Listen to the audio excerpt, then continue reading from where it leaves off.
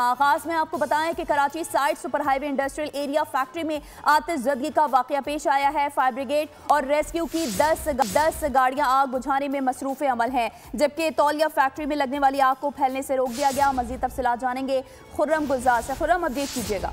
जी बिल्कुल, अभी तरीन अपडेट के मुताबिक फायर ब्रिगेड हुक्काम का बताना है कि आग पर जो है वो मुकम्मल तौर पर काबू पा लिया गया है। कूलिंग का अमल शुरू कर दिया गया है।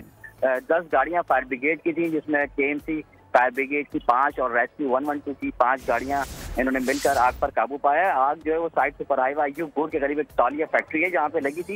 इब्तदाई तौर पे आग लगने की वजह जो है वो मालूम नहीं हो सकी है, जबकि आग लगने से कोई जानी नुकसान भी नहीं हुआ है।